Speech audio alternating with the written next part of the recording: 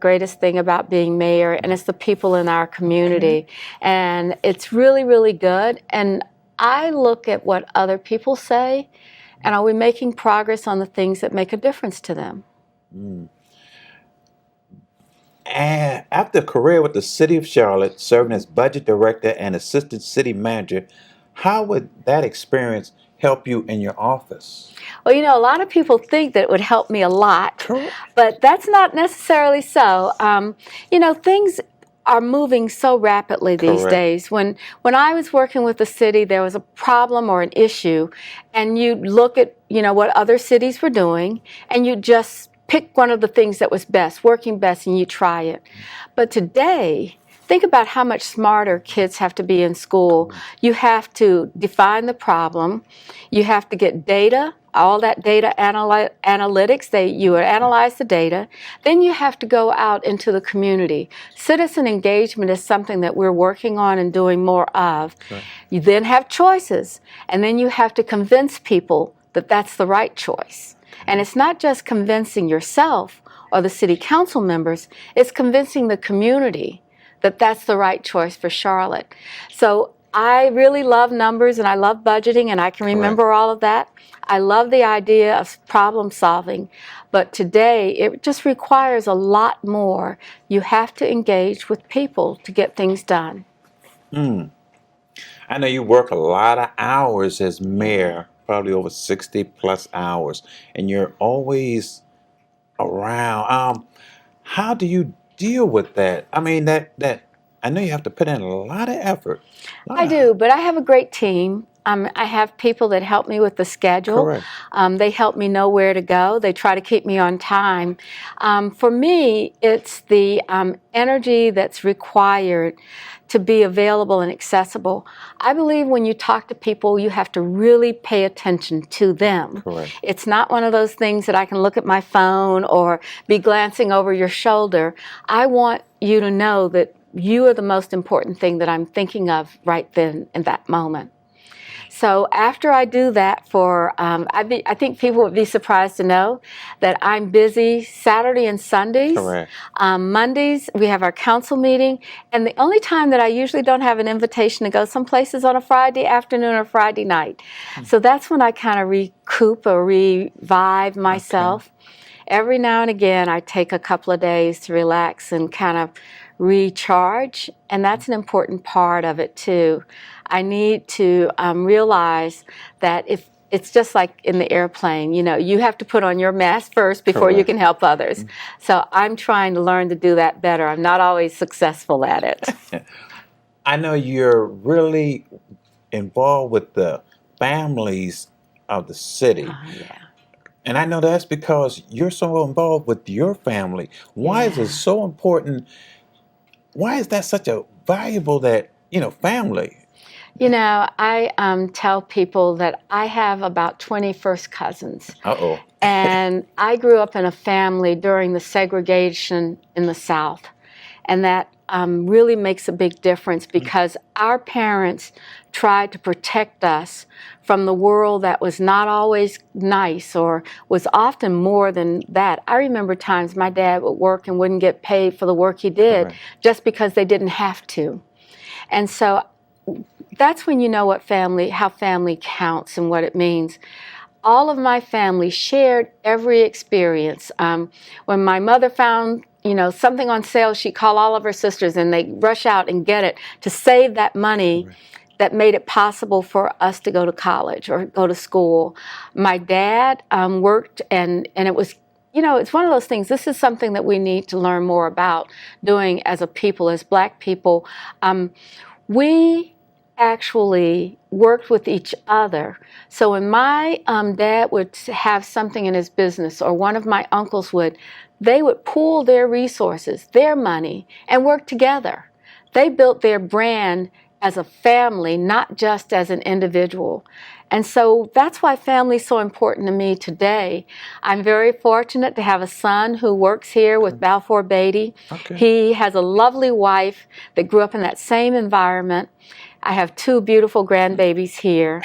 I have a daughter in Washington, D.C., who's the senior advisor on strategy and equity. Okay. I never even knew that was a job, but the idea of addressing equity because of all of discrimination and segregation, all of that, she's thinking about how to reverse those trends. Correct. And she's married to a wonderful man that works primarily in the defense industry, and she has a little 2-year-old daughter. Okay. So I've got 3 grandbabies, and if that's not enough to make sure that you want to make the world a better place, then you're missing this hard part. Oh, You know? God. So how did they feel about you running for mayor and you being the mayor of Charlotte? I will tell you, I think my kids would, my son Kwame and my daughter Aisha and their spouses would do anything. They've encouraged me. My son is the young man that you saw putting out signs on the day before the election in the middle of a thunderstorm.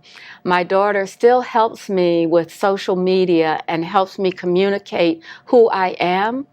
I believe that your children understand best your motivations, and they know your heart. Correct. And so they're very, very supportive of me, and I hope one day that I will be able to give them all of the respect that they're due for that. Already they've got all my love, but I want them to know how much I respect them as adults. Yeah, I'm Frank McClary, as you said, the mayor of Andrews, South Carolina, and born and raised there, and graduated from Andrews, South Carolina in 1982, and went on to Benedict College and was commissioned there as an officer of the United States Army, where I served for the past 29 years. And upon retirement in 2015, as I told Mr. Brown, I was then had a divine intervention, said I was going back home to become the mayor. And so here I am. So that's kind of in a nutshell. 29 years, we've seen a lot of things and traveled around the world. But now I find myself in Andrews and serving my second term as the mayor of that small town. So with being over 20 years in the military, what made you decide on getting into politics? Well, it wasn't politics itself. It was the fact that, I love my town, and I saw the decline of the town for over two plus decades. And so I knew then that I needed to go back home to provide whatever assistance I can for that town to come back up. And so it wasn't a personal choice. I said it was a divine intervention, and here I am. And so politics is what it is. Yes, but I see myself more as a leader in the town, and so that's where I am. And so we're that's what we're trying to get after.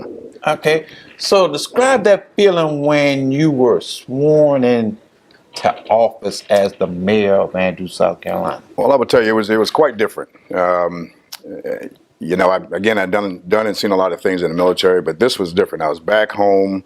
It was a huge buildup. You know how campaigns go, and my family was there, and so and I just knew the importance of what I was about to get into, and so the emotions, a lot of that had built up, and so then at the night of the conclusion of the election or the campaign. It was just overwhelming. Everyone was bursting in tears, and I knew then that's when I felt the weight of what we had to do and how far we had to go. And so but it was still comforting to know that I would be there to help my town begin to recover. So describe that feeling coming from a childhood of Andrew to now being the mayor of Andrews, South Carolina.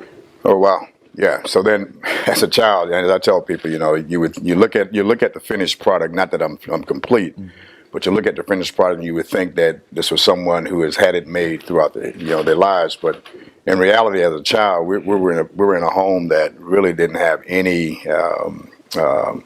installation, no bathroom, no running water, that kind of stuff. We're talking about the 70s, and I graduated in '82. So my first real shower that I actually say I owned was at Benedict College, the college that you and I went to.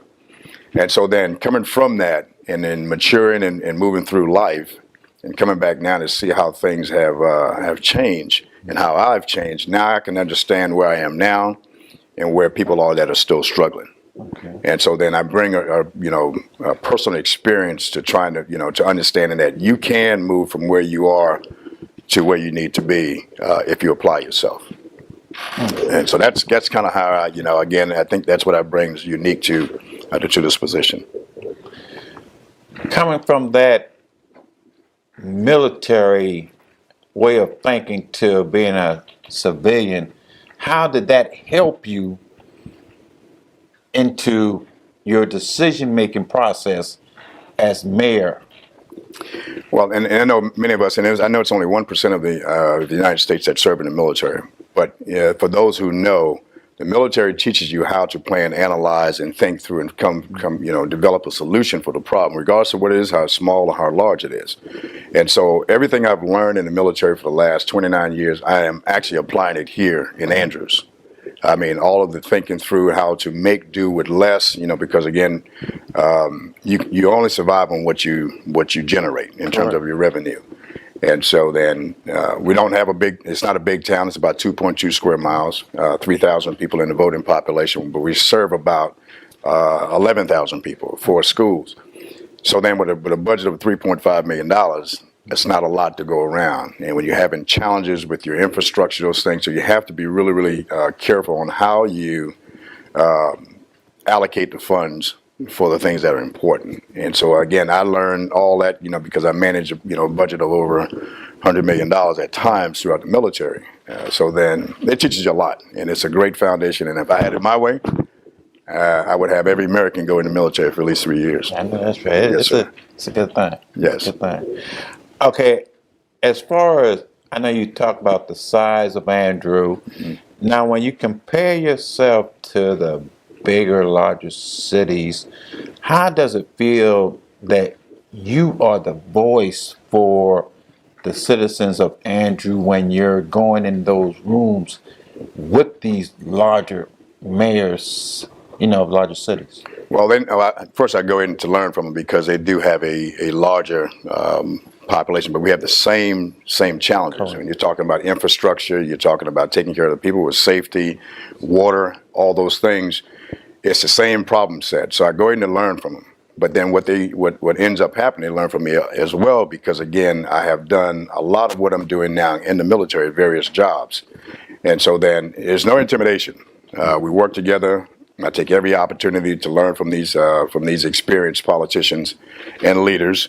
And so it's no intimidation. We learn. We have the Municipal Association of South Carolina for the municipalities, and you go there and you learn how to govern and manage your town or your city, whatever the case may be.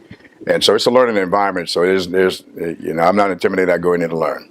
Correct. Yes. Yeah. Do you think that sometimes, because of the size of your city, some of them may try to take advantage of of the size of your city and try to kind of like take control of the financial aspects? Well, we don't have, in terms of the municipalities, we're all on the same level regardless of the size. Okay. Where we're challenged in terms of any threat, and I use that kind of lightly, any threat of taking over, you have to deal with your counties regardless of where you are. So your counties are who you deal directly with, not necessarily another city.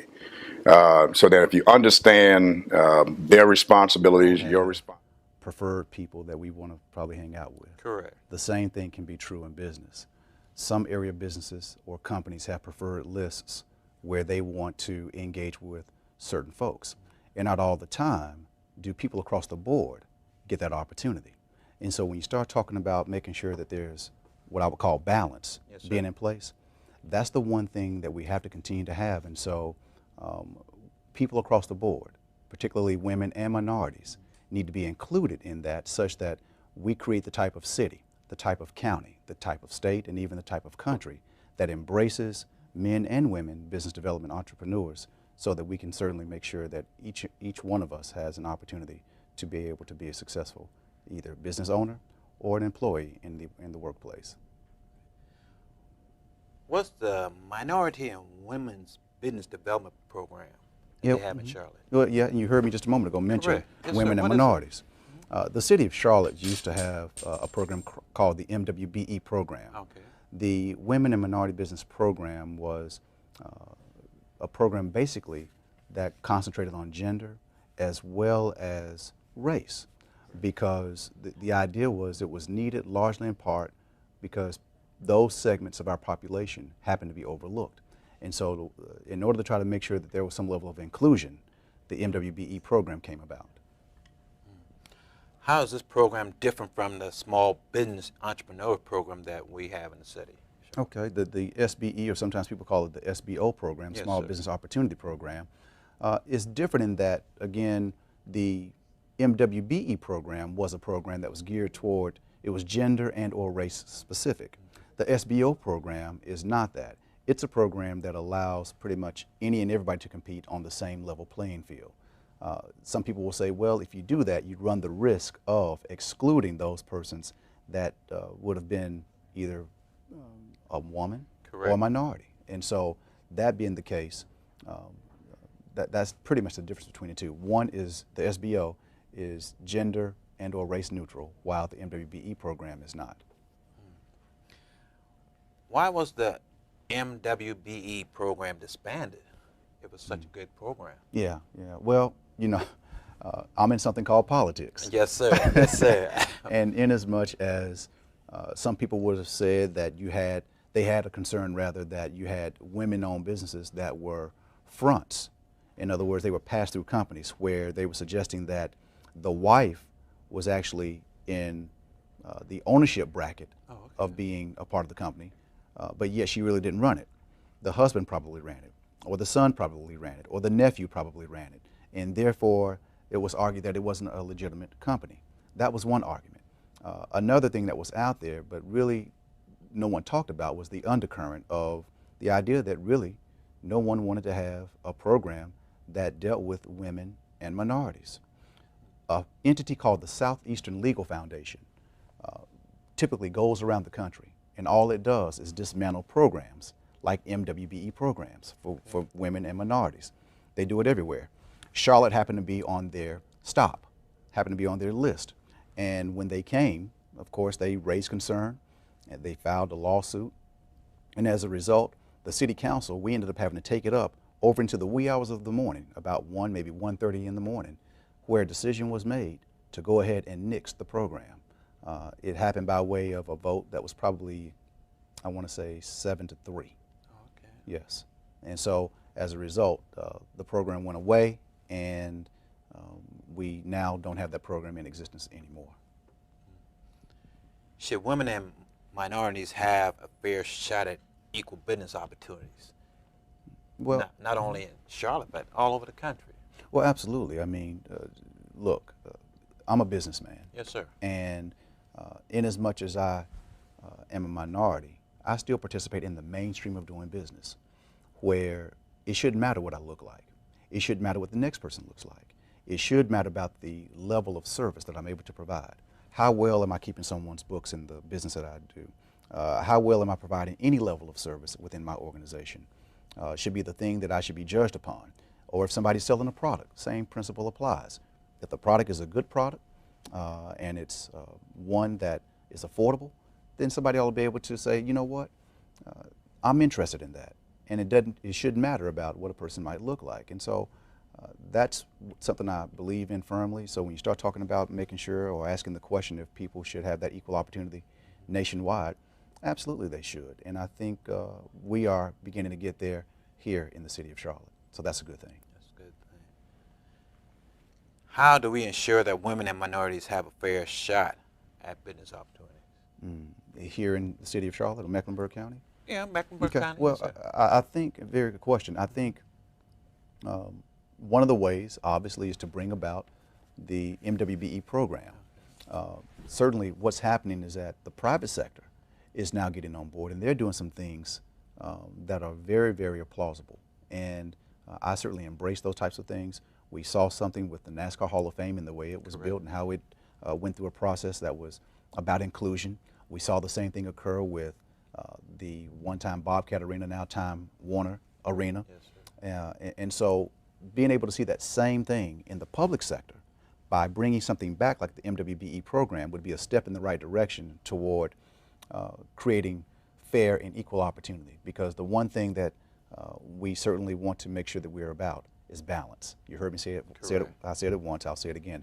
Balance is so important to make sure that we have in this community. and my husband and I are raising our children here in Charlotte, and we love the city. We want to see it realize its greatest potential. And you know, about a year ago, when the need arose for an interim mayor, I heard from a lot of people in the community. I got phone calls, I got emails.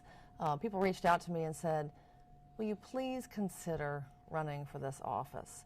And I think that people were searching for transparency. They were searching for a community spirit, for someone who could collaborate, bring people together, focusing on teamwork and transparency. And when I looked at the community and all our potential, and I thought about the skill set that I could bring to the mayor's office, and I talked to a lot of people and my family, of course, I decided that this is a critical time for our city, and I really believe I could move the city forward. How does your background as a former member of Mecklenburg County Commissioners, Board of County Commissioners, increase your expertise in the city? Well, you know, I had the honor of serving the county Correct. for 8 years, and 5 of those I was the chairperson. And what that meant is that I was the spokesperson for not just Charlotte, but for all of Mecklenburg County, which includes 6 towns and the city of Charlotte. And I represented this county on a state and national level, serving on state and national boards. So I have had the opportunity to promote this region, our county and our city, before. I also have the perspective from a county commission standpoint of the connection between human services and infrastructure. And people always get confused about which things the city does and which things the county does. And the easy way to remember it is that the county is the people part of government, and the city works on our infrastructure. Those 2 things are intertwined. And so you can't talk about a healthy community without talking about the physical community, sidewalks and greenways and things that people can use to stay healthy. Those are things that we construct. Those are infrastructure. But it has an impact on human services. And there's so many cases where I see that. And as a county commissioner, what you see is the connection between these things. You can't talk about thriving neighborhoods without talking about good schools in those neighborhoods. You can't talk about bringing jobs without also talking about a healthy place to live and a place where people want to live because of the assets that we have. And so every time that we look at a city service, we should also be mindful of the human services from the county side that are impacted. What I'd like to see is even better collaboration with the city and the county. And I think that having been a county commissioner, that gives me a unique perspective and opportunity to say, when we're looking at the city, let's make sure the county is included as well. Now, they're doing that pretty well right now, but everything can be better, and that perspective would help make that an even tighter relationship.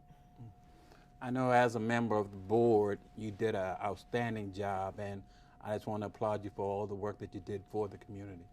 Well, thanks, Paul. You know, one thing I found, whenever we had a challenge at the county level, when we reached out into the community, when we brought citizens to the table and we asked regular folk to have input and to help us get through a difficult time, we got better results. We have tremendous energy, innovation, and concern and care in our community, compassion. Cool. We were able to unlock that through several citizen processes. We did a master plan for Park and Recreation, where we went out into the community and said, what is the thing you love the most about your park system? And so now we have a master plan where we're going to actually try to meet those needs and goals of the people who live here. You know, what a great idea. When we had a library challenge with our budget, we got so many community volunteers that we were able to keep the libraries open longer, almost doubling the number of hours that we thought we could keep it open. That was totally through volunteers and community input and community contribution. That's what makes me excited about serving again, is really accelerating that connection, that inclusion of the citizen's voice, and reaching into every corner of our city to do that. Because we have a very diverse city. We have diverse neighborhoods, we have diverse people, we have different ethnic backgrounds, different languages spoken, and all of those things contribute to making us a great city. Explain the importance of the international community and your expertise in this area.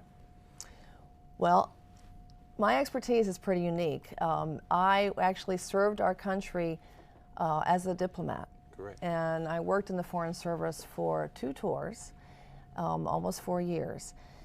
That expertise keeps me connected to the international community. I have friends still in the Foreign Service. I'm in touch with them in Washington as well.